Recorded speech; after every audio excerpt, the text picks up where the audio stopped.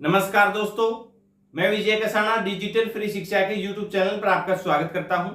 दोस्तों, आज का जो सबसे बड़ा सवाल है आपके मन में वो ये है कि आखिरकार सीईटी क्वालिफाई होगा या नहीं।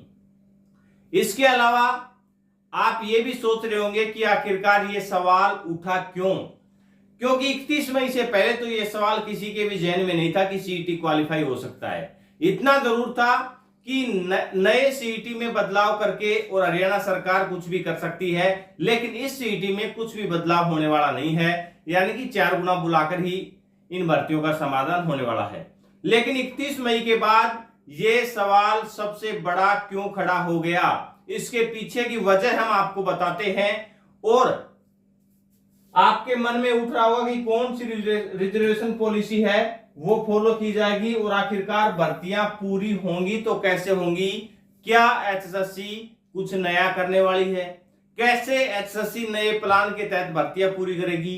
तो इन्हीं मुद्दों के ऊपर चर्चा करेंगे, जिसमें आपको खुद ब खुद पता लग जाएगा कि सीईटी क्वालिफाई होगा या नहीं और आखिरकार इसकी मांग क्यों उठी। सबसे पहले ये बताते हैं इसकी मांग क्यों उठ रही है।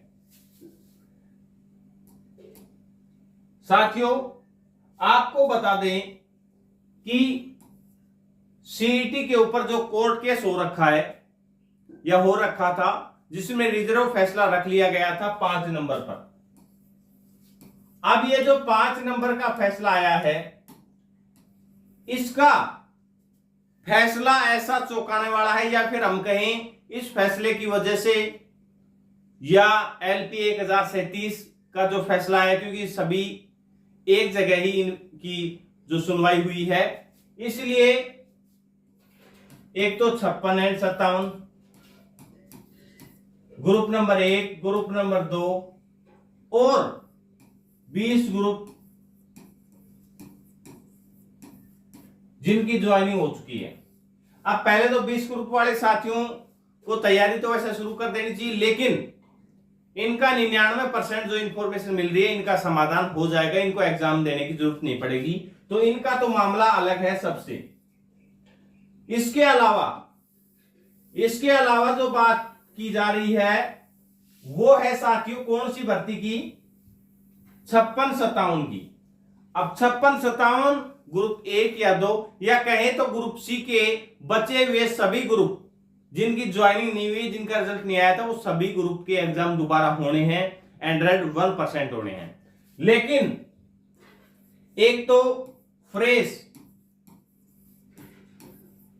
एडवर्टाइजमेंट के बारे में कहा गया है, किसमें, जो ऑर्डर आया है ऑफिशियल ऑर्डर माननीय हाईकोर्ट का, उसमें।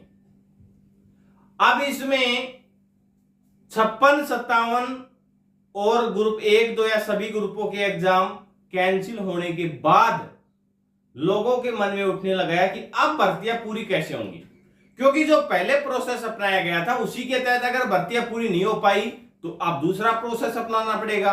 दूसरा प्रोसेस क्या हो सकता है, बात 5 नंबर हट गए हैं, कोई दो राय नहीं, लेकिन अब समस्या क्या क्या आती है, क्योंकि हरियाणा सरकार ऐसे पेच में फंस गई है कि उनके पास 3 महीने हैं। अगर 1 साल होती तो सबको लगता है कि भाई हरियाणा सरकार है, अब ऐसे जो भर्तियां हैं 4 गुना से बुला के पूरी कर देगी, और अगर अटक भी गई तो 4-5 महीने बाद सॉल्यूशन हो जाएगा। लेकिन फिलहाल सरकार के पास ऐसा मौका नहीं है। अगर आप कोर्ट में भर्ती अटकी तो फिर क्या होगा चुनाव में, वो आप समझ सकते हैं।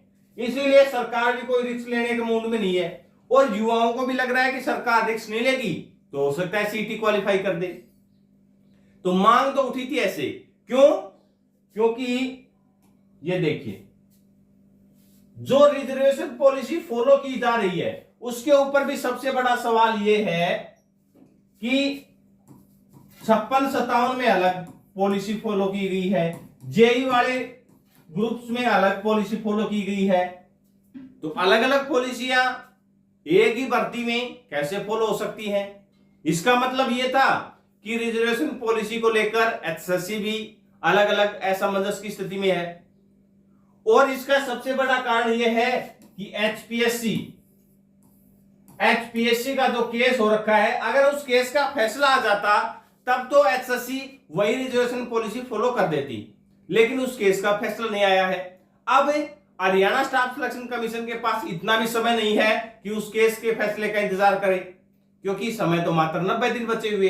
अब करना भी 90 दिन में है सब कुछ।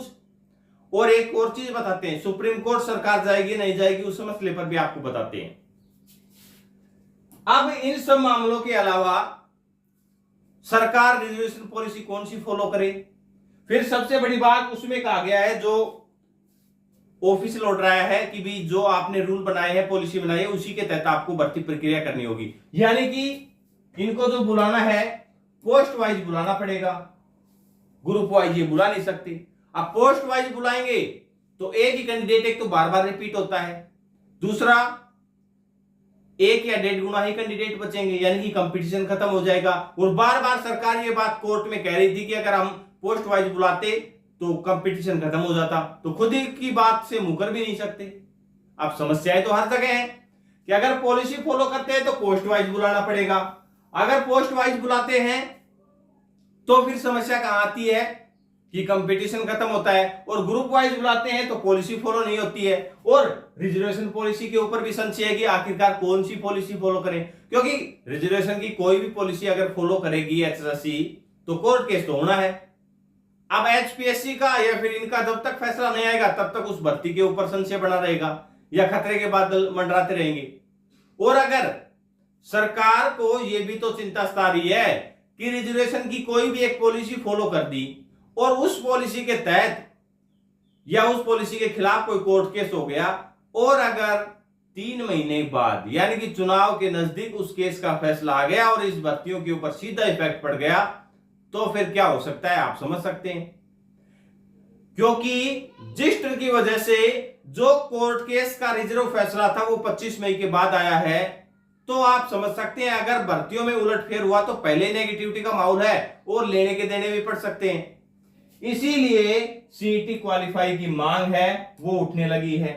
अब बात करें क्वालिफाई, सीईटी के क्वालिफाई होने के बाद कई साथी कह रहे हैं कि भी क्वालिफाई हो जाएगा तो इसमें जो 4 गुना वाले साथी हैं, टॉपर साथी, वो कोर्ट में जा सकते हैं।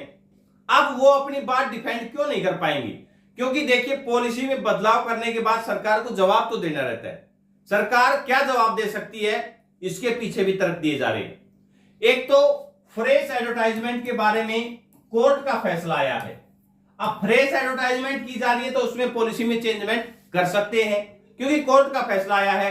दूसरा, वो ये बात भी कह सकते हैं कि पोस्ट वाइज, ग्रुप वाइज और रिजर्वेशन पॉलिसी में संशय था, इन सभी की जो समस्याएं थी इनको दूर करने के लिए कि 2 बार रिजर्वेशन ना हो या 1 बार, जो भी है अपनी बात को डिफेंड कर सकते हैं कि reservation policy post wise, group wise, ये इन कमियों की वजह से जो भर्ती प्रक्रिया आगे नहीं बढ़ पा रही थी और आपने जो फ्रेश एडवर्टाइजमेंट के बारे में कहा है उसके बाद ये पॉलिसी हमने चेंज की है। अगर बिना किसी वजह Haryana staff selection commission policy change करता तो सवाल उठता, लेकिन अब तो माननीय हाईकोर्ट का ऑर्डर है कि आपको फ्रेश एडवर्टाइजमेंट करनी होगी, नए सिरे से भर्ती प्रक्रिया को इसको आगे बढ़ाना होगा, मेंस वाली भर्ती को, तो इनके पास मौका भी है, इसीलिए सीईटी क्वालिफाई की मांग उठ रही है। अब बात करें सुप्रीम कोर्ट में सरकार की, तो सुप्रीम कोर्ट में सरकार जाने से पहले यह सोच रही है कि सुप्रीम कोर्ट में हम जाएं और कहीं भर्ती प्रक्रिया ना रुक जाए। अब भर्ती प्रक्रिया को रोकने के मूड में भी नहीं है सरकार और 5 नंबर के लिए सुप्रीम कोर्ट में भी जाना चाहती है, इसीलिए समय लिया जा रहा है।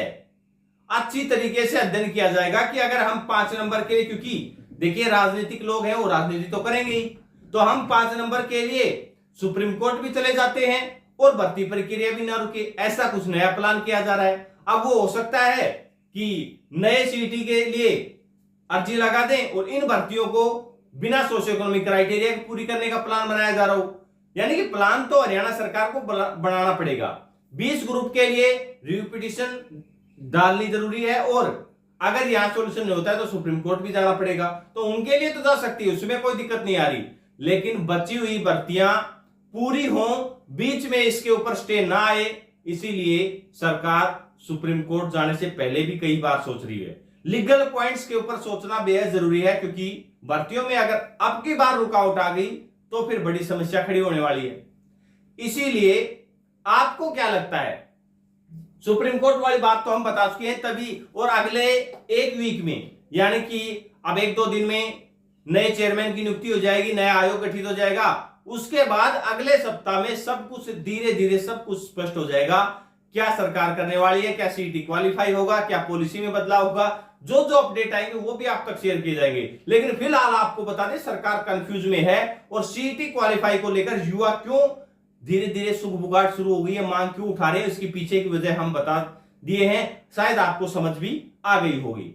लेकिन आपको क्या लगता है, क्या सीईटी क्वालिफाई होना चाहिए या सीईटी क्वालिफाई नहीं होना चाहिए, 4 गुना ही बुलाना चाहिए, या फिर आपको भी डर लग रहा है कि 4 गुना बुलाने से भर्ती अटक सकती है रिजर्वेशन पॉलिसी की वजह से या पोस्ट वाइज ग्रुप वाइज की वजह से?